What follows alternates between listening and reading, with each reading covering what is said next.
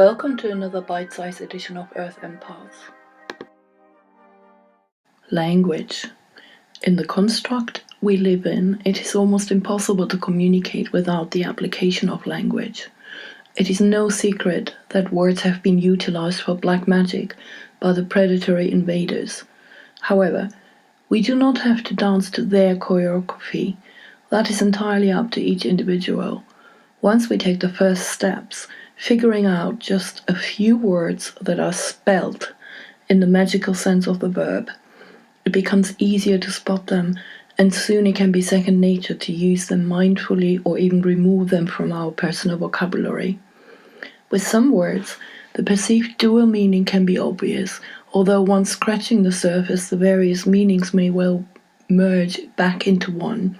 And if we bother to look at the origin of some words, we may well not use them any longer or engage in the activities they refer to. Phonetics are a fascinating subject in itself, and anagrams can tell us a lot about the meaning of language. Do you swear? What do you swear? Do you swear an oath, or do you swear as in curse or cuss? The word swear seems to have two different meanings, but perhaps only on the surface.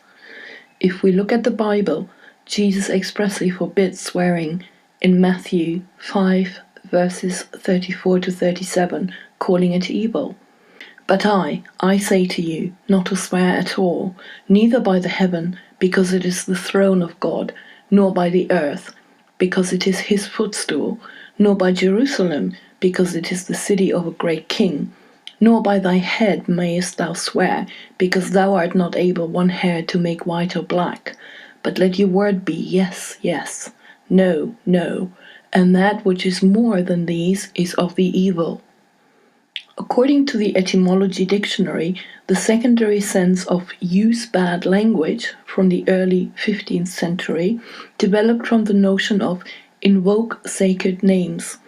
Swear off, desist as with a vow, is from 1898, and the American English colloquial use of swear word only dates back to 1873. The original meaning of mortgage is dead pledge, from the French mort, which means dead, and gage, which means pledge. Whilst it is used in plain English, it is a clear crossover from legalese, the form of English that was hijacked completely to invent an entirely different language that only sounds like English.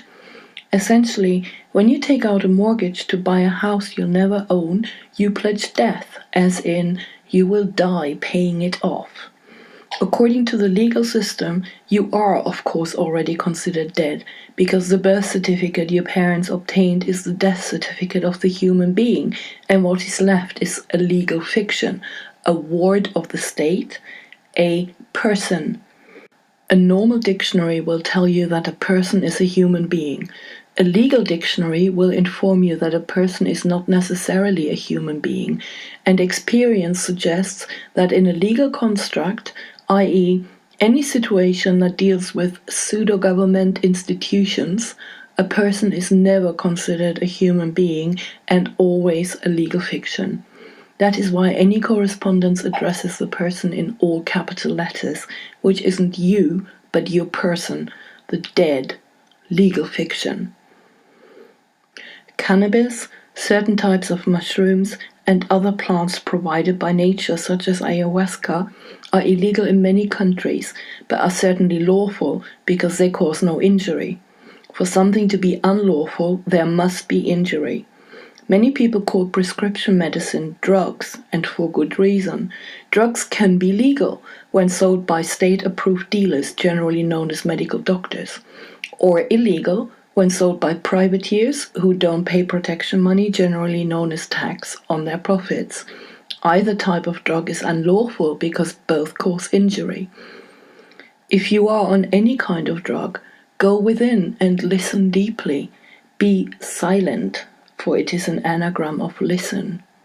Speaking of anagrams, live in the present. The wisdom of the serpent is strongest in the present, or perhaps its wisdom is a gift to you when you live in the now, because then you've won. In the legal construct, you are not born, you are birthed, or rather, birthed, for the ship is docked in the harbor. The words sound identical, but the dictionary assures you that being birthed means being born. Only a being is born, whereas a ship is birthed or birthed. The phonetics are identical, and the legal system only ever refers to something being birthed, even when it spells it with an I. Speaking of phonetics, have you ever wondered how the weekend arrives just the moment when you are weakened from the 5 days spent in the rat race, only to get ready for Monday morning when you are mourning the too fast passing of the weekend? Language. Use it mindfully.